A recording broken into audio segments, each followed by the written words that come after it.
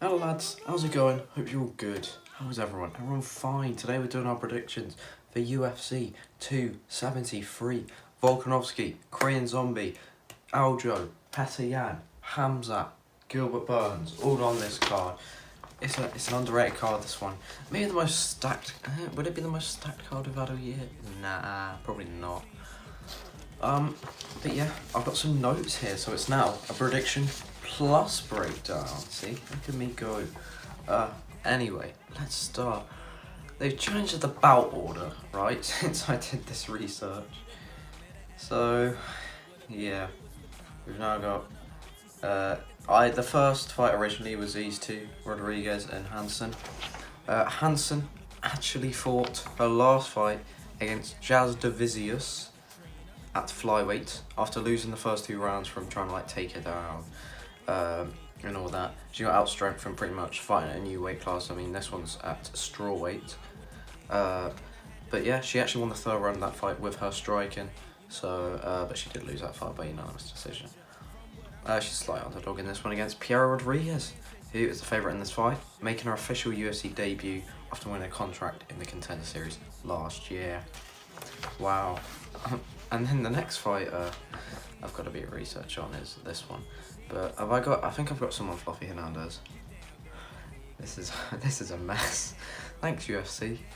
Anthony Fluffy Hernandez was supposed to fight Du Plessis after Chris Curtis pulled out of their original matchup.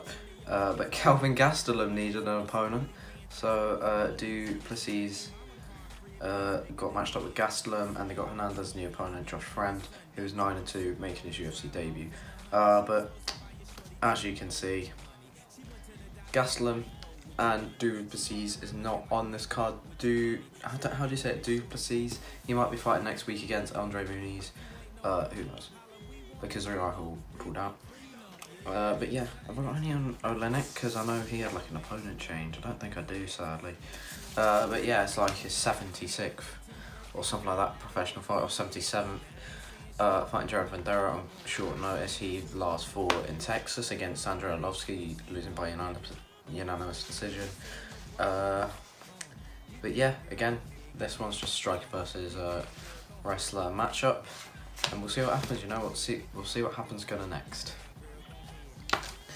Next we got Pinchell and Marco Madison. Now, Mark's actually undefeated in MMA, 11-0, as you can see on screen. Despite being 37, only 11-0, I believe he completed in the Olympics, so that's not actually on. I believe he actually did. But his most recent win was beating Clay Guida by split decision. And now Clay Guida is always a hard man to beat, as we saw in his last fight against Leonardo Santos. Got rocked early, was really hurt, came back with the submission. But his opponent, Pinchell, also fought on the last fight card and beat Austin Hubbard by unanimous decision. You have 2 people coming off decision wins on the same card. Who you got? Mickey Gall. His record sits at 7-4. Wow. Having all of his fights in the UFC except from one, which is where Dana got him on the Contender Series and then matched him up with the guy, I think he's called Jackson, and then he fought CM Punk, and then Jackson fought CM Punk. Talking to CM Punk, that is his most notable win. His last fight was against Alex Morono in December, lost by unanimous decision. That's most notable in the UFC, of course. Quick submission against debuting CM Punk. His opponent, Mike Malott, as you can see here. There's no odds on this one. Very tall, actually, Mickey Gall. 6'2", I think that is. For a welterweight, that's a decent height. Yeah, he's making his UFC debut, coming off a 39 submission win on Dana White's Contender Series. Yeah, in 2021, so last year. All of his wins come by finish. His only career loss was in the World Series of Fighting, now PSL, in 2014. Gee, the research on that, come on, you've got to leave a like and subscribe for the research I've done for this. Come on. Next got Aspen Ladd and Raquel Pennington. There we go. It's on the first page still. There's 3 pages of notes here, lads. Aspen Ladd was supposed to fight Irene Aldana, who's come off the win against, who's the Russian one? Thiago Santos' girlfriend. She's pregnant now. She begins with a K. That's all I know. She had to pull out of the fight, unfortunately. Raquel Pennington steps on short notice. Both women fought their last fight at featherweight on short notice. I don't know. I don't think Raquel Pennington's was on short. I think she was supposed to bantamweight, but then her opponent pulled out, so she had to fight them at featherweight. But she actually won that one via submission in the second round against Macy Chiasson, who weeks before was actually supposed to be matched up against Aspen Ladd. Aspen missed weight, but a few weeks off that missed weight, she fought a main event against Norma Dumont, losing by unanimous decision. Now, we haven't seen the best of Aspen Ladd as recent. She's lost 2 out of her last 3. Raquel Pennington is on a 2-fight win streak. She's won quite a few of her recent fights. She lost to Holly Holm, I believe, in her most recent loss. But again, should be a great fight. Next, we've got some heavyweights on display. We got Jairzinho Rozenstruik and Marcin Tybura. Both these men. Where's this one? There we go. This one was supposed to be the first fight on the prelims. That one's supposed to be there, and I believe this one's supposed to be on the early prelims. Let's see this. So wow, 116 kilogram, big boys these are. 2 top 10 heavyweights, Jairzinho Rozenstruik, Marcin Tybura, both coming off decision losses. Rozenstruik's was to Blades, who had a great knockout win against Chris Daukaus, and Tybura's was a unanimous decision to Volkov, which I thought he didn't look that great. Volkov didn't look that great. If he couldn't really get the takedown, and he couldn't compete with Volkov in the striking really. So Volkov got quite tired as well. Maybe that's something you can use with Rozenstruik. Realistically, Rozenstruik is a slight favourite at -150. When I did these notes, it's now -155. I think Tybura will win this one personally. I don't know why. I just don't think we've seen that good performances from Rozenstruik recently. I mean, we have seen Tybura finish forward by likes of Derek Lewis. But yeah, what else we got? This one is like a striker versus grappler matchup, so we'll see whose style prevails.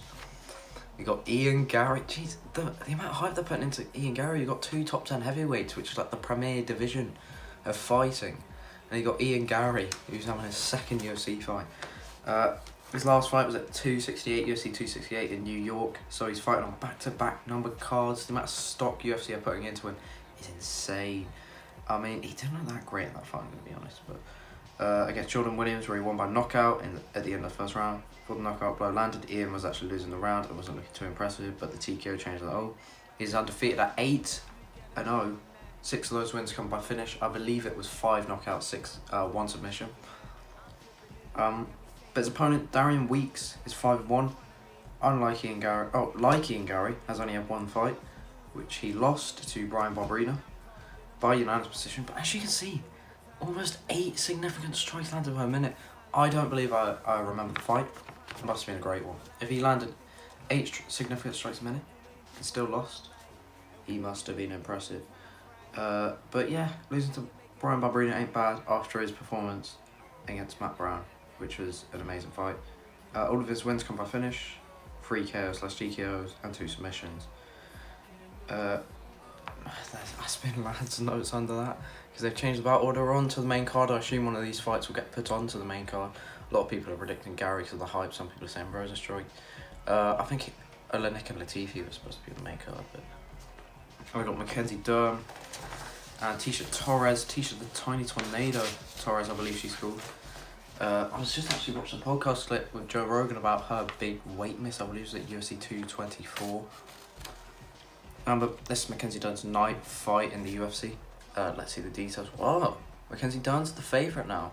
Tisha Torres was the favourite not too long ago.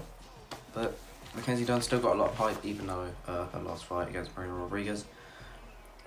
She's currently 6-2 in the UFC, ranked number 5 in the strike rankings. 11 career wins are 7 by submission and none actually by knockout. None of her losses are by knockout either. She's got 2 losses. I believe they're both by decision. And Tisha Torres is pro 13 MMA wins. There's only 2 finishes. 1 knockout, which was actually a doctor stoppage in late 2020. And there's a submission. Tisha has 5 losses in the UFC, which is to every strawweight champion and Marina Rodriguez. They have both lost to Marina Rodriguez. who will probably fight for the belt soon. So like, no shame lose to Marina Rodriguez. She might be a champion one day, so maybe that will be all the strawweight champions that she's lost to. But Tisha was never finished in any of those losses, which is good. She's very tough. The odds in this fight are even. I did this where it's still pretty much even. I think it was like 115, 115. So next we're going on to the people's main event. Gilbert Burns versus Hamza Chimayo. Now, I didn't originally like Hamza Chimayo when he came to UFC. I'm starting to like him a bit more now. Look at that. Almost 9 significant strikes landed per minute. Mental. Let's see the notes. We got Gilbert Burns first. He's a bigger underdog in this fight than he was against Chimayo Usman by like ×2. So he's a Brazilian black belt, Brazilian Jiu-Jitsu black belt. Has 8 wins by submissions. 4 of those were in the UFC. Since being in the UFC, he's kind of had a more striking approach than grappling. I mean, in the early days, he was more of a grappler. And in his last fight against Stephen Wonderboy Thompson. But there's few people in the world who could beat Wonderboy in a striking match. I mean, Darren Till, Pettis. But Pettis was losing it. He got his little shot. So we'll let him have it. More recently, Gilbert has been known for his heavy hands, with his stand-up improving massively, most notably in his fight against former teammate and welterweight champion Kamaru Usman. Gilbert almost dropped, then never knocked down Kamaru and definitely hurt him. There's a few other strikes off that would probably hurt him. There's a big height and reach difference as well. He used to fight at lightweight, he sometimes fights at middleweight, so there probably will be a size difference, even though Gilbert, I believe he's like 188 on fight night, so... You know, it was a tough cut to 55 apparently, but, you know, what's that, Hamza, 100% finish ratio, get ratioed, in all of his MMA fights, 6 by KO TKO, 4 by submission, and 2 of each of those come in the UFC, so 2 TKOs, 2 submissions. He's absorbed only 1 significant strike in 4 fights so far in his UFC career, against high-level competition / veterans. I mean, his first 2 fights weren't that like high level, but you know, my prediction for this one is Hamzat via round 2 TKO. I believe Gilbert would take him out of the first round, but he'll get like 10-8'd. I am buying into the Hamzat stock. I don't know where he goes after this. So does he fight Colby? Does he go straight to Kamaru? I know Neil Magny wants to fight, but Neil Magny, if he beats number 2, Neil Magny's probably too like, he's like number 8, isn't he? So. You know, next, the first title fight of the evening, the rematch, Aljamain Sterling, Petr Yan, champion versus interim champion. Aljamain Sterling has a 50% finish rate in MMA, 2 wins by TKO, 8 by submission. In his first fight against Petr Yan, he actually landed the 3rd most significant strikes he'd ever landed in a UFC fight. His most was against Pedro Munoz at 174. That's a lot. I know Aljo gassed in the first fight that they had, but 124 strikes, 15 minutes. I mean, did you see that? It's close to 5 significant strikes landed per minute. I mean, that's quite good to be fair, but for the lower weight classes, I mean, Petr Yan's is close to 6, so. Yeah. Like Aljo, Petr Yan also has a 50% finish rate in all his MMA career, which is kind of average considering they're the lower weight classes. Petr Yan does normally get knockdowns in most of his fights. And gets close to knocks him out. He actually has 7 KOs, 1 submission. He's currently the interim champion, and is the former bantamweight champion. Has no cornerman in this fight due to the visa issues. So fighters such as Sean O'Malley and Harry Tudor have accepted Petr's offer of being cornerman. I don't know if that actually will be. I highly doubt it, but as you can see there, a bit of a reach advantage for Aljo. I know Petr Yan's got the advantage on the feet, but I mean, we'll see what's happened. If Aljo's had that like neck surgery put off for a while, who knows? Now that he's had it, he might have more energy. Who knows? But my prediction is Yan via split decision. I know it's split decision. I think Aljo will come out tough. I think he'll win the first 2 rounds, and I think the 3rd one Petr will win. But it'll be like, one judge will be like, maybe Aljo secures like a takedown or something. That judge will be like, oh yeah, we'll give him that round. But yeah. Final fight. Where's the notes? You could just look at them while I... God, why do you have to be on a separate page? Go. So the Korean Zombie. This was supposed to be Max Holloway but Max had to pull out. Now he's fine. He might be the backup. Who knows? I know Calvin Cater was originally going to be the backup, but I don't believe he is anymore. Korean Zombie is competing for his second ever world title. I spelled world wrong in the notes. I passed English, I promise, at GCSE. He challenged Jose out in 2013. I believe he had like a shoulder injury in the fight, and then Jose finished him, losing by knockout in the 4th round. Coming with his first decision win in the UFC in his last fight, his first one, I can't believe this either, against Dan Ige. He's training with Henry Cejudo in Arizona at Fight Ready. He's won 3 out of his last 4 fights, that loss coming to Brian Ortega. It would have been a lot more than that, and it would have been like 5 out of the last 6. But that Rodriguez fight really landed the elbow going up. Volkanovski has one professional loss, which was against Corey Nelson in 2013, which was via TKO. Since then, he's gone on a 20-fight win streak, finishing 9 of those by knockout and getting 3 submissions in that time as well.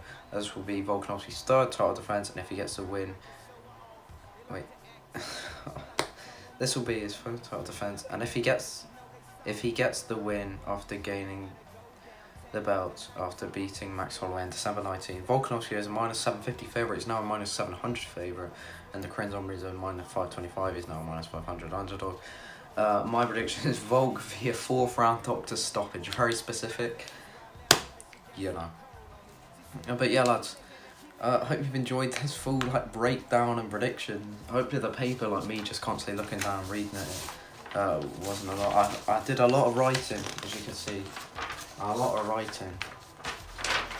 But yeah, lads, have a good one. Yeah, let me know your prediction down below.